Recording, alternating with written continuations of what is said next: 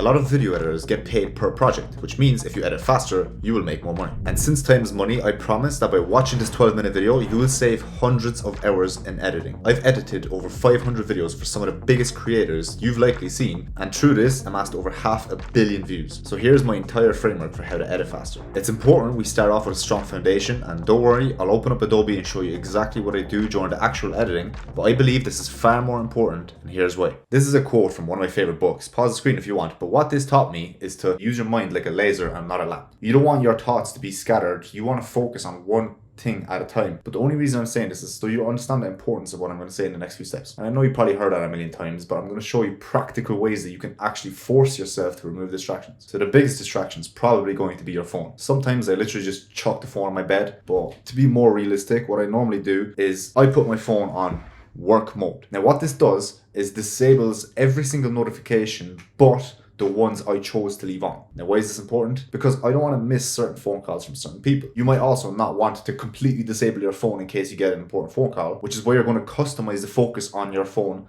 to your own likings. I'm not going to guide you step by step what to do, but simply turn on the notifications that you know you don't want to miss. Whether it's your parents, your boss, your client, the postman, I don't know. Because sometimes you'll notice yourself just picking up your phone out of habit when you face a difficult task. So when you subconsciously pick it up, if you hop straight onto TikTok or Instagram or whatever you're doing and you start scrolling, you're automatically distracted and it's going to get harder for you to get back into the flow state. But if you do have this focus on, even if you unlock your phone, as you can see, these are all the apps I have on my phone. I don't have any social media apps that will distract me from what I'm supposed to be doing. Now what does this mean and what does it actually do? This means that I need to consciously decide to go on an application or consciously decide to turn off work mode if I want to go on my phone. If after that you decide to go on a social media app, that is your fault. But this, as I said, puts us in an advantageous position against our own mind. But your phone isn't your only distraction. You can also easily click on YouTube when you're on your computer and start watching a YouTube video. So that's why we're going to use Unhook to help us with that. It's basically a browser extension that allows you to, as you can see, turn off everything.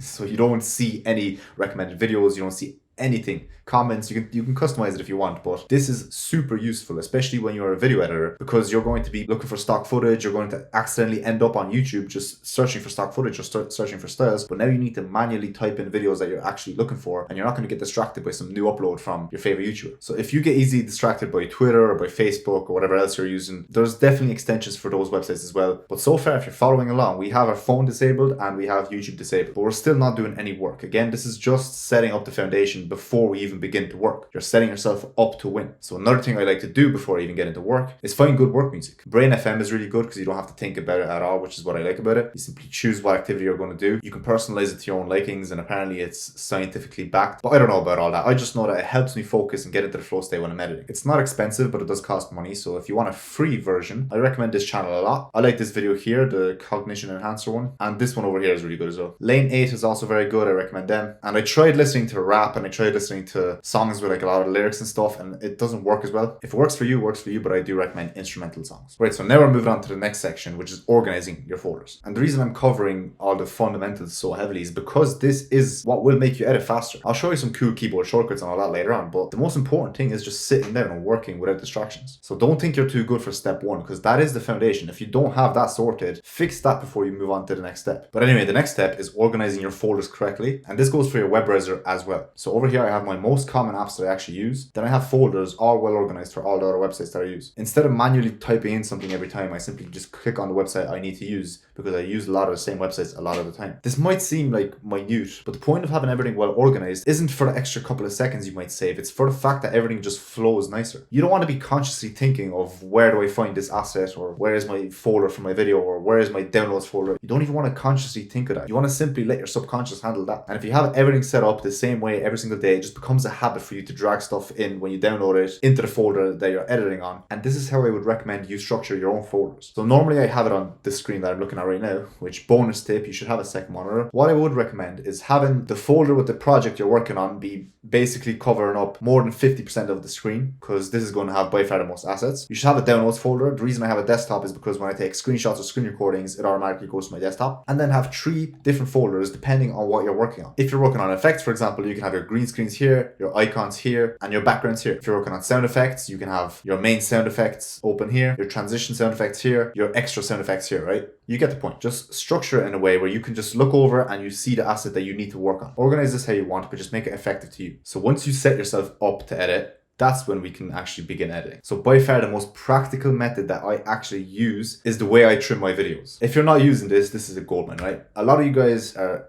cutting, clicking, deleting, dragging. That's fine, but why not just cut and cut? Simple as that. This I set up to my X button, which is called add edit. And this is ripple trim delete to previous playhead. What this means is I can scroll through, look for the moments with no audio, click, click, click, click, and simply trim like that. And even if you want to do it forward, let's say I don't want to have this bit in, I press W to, rather than trim the previous playhead, it trims to the next playhead. And if you watch this far into the video, you're lucky, because I'm going to show you something which I added to the editing bootcamp. If you do go into Fierce Fundamentals and you go into the cheat sheet, I'll show you on screen exactly the keybinds I use. But listen, this is not just a course. You have all of my assets, which took me years to gather. You've lots of different course materials to actually learn how to edit. Obviously, you've personalized feedback, but AI is absolutely revolutionizing the game of video editing, so you need to stay up to date with generative AI. So this is absolutely perfect for anyone who's actually wanting to make online money through editing, and it's also great for intermediate editors because you can stay up to date with AI, so you can actually stay ahead of the game. I have established a pretty good brand in the editing space, so the reason I'm so confident in saying that you are actually going to become a full-time editor in 90 days is because if you are driven, if you take criticism well, and you apply knowledge correctly, I am literally going to give you clients without even needing to do any outreach. All you will need to focus on is actually learning the skill of editing. That's why the Bootcamp is absolutely superior to everything else on the market right now, and I'm confident in saying that. But moving on, we have presets. I have a lot of presets here, as you can see, but I actually use all of them. Again, this is something I covered in the course, but take a screenshot if you want. These are actually all really useful. I think about half of these are default presets that you can get, and other ones are either paid for or ones that I created for the Bootcamp. But it goes without saying that you need to have presets, right? Because manually typing in words every single time is not it. Simply go into effects, right click, new presets bin, and simply drag in all of the presets that you actually use. Just customize this to your own liking, or copy me if you want. Because then if you're working on effects, you have this tab open and you simply drag and drop the presets straight away. But again, all of this is actually part of the setup. So now we're actually going to get into editing. So the first thing I always do when I start editing is I get all of the boring work out of the way. What I mean by that is all the B-roll, all the stock footage, and essentially just fill up the video with as much content as I possibly can before I move on to effects. I presume none of you guys do this, but don't just edit as you go. What I mean by that is don't just watch the video and trim, add effects, add B-roll, add sound effects as you go. It is really inefficient because, as I said earlier, we want to have our folders organized in a way where we can work on one thing at a time. And if you remember my analogy from a while ago, laser, not a lamp. You want to focus on one task at hand at a time. So the first thing I do, trim the video. This is not me trimming, by the way. This is just me showing that I'm trimming it. So once you have the video trimmed, you obviously save yourself a bunch of time by not adding effects onto parts that are just going to be completely removed. And since animations and effects take the most time, I always leave them to last to see if there's anything else that I can actually put in place instead of an animation. So I use a lot of stock footage and B-roll, but when I say stock footage, I very rarely just find general stock footage from free websites. I either use like highly relevant stock footage or I get my own. Meaning, for example, if someone mentions a website, I actually go onto that website and do my own screen recording, my own screenshots, and then customize them in post-production. This might sound obvious, but I imagine there's a lot of beginners watching, so make sure you are doing custom B-roll and don't just fill your footage with general stuff. So once you trim it, once you add your B-roll, that's when you can do simple effects like zoom ins, like maybe some green screens, just some simple stuff, and then focus on making a really good intro and add a few nice high quality animations throughout the video. This is speaking very generally because there's obviously a lot of different styles that you can edit for, but the same rule kind of applies to most videos. Trimming, finding extra footage, simple effects, and high quality effects. Now, last but not least, I'm just going to show you a few extensions that I use that are super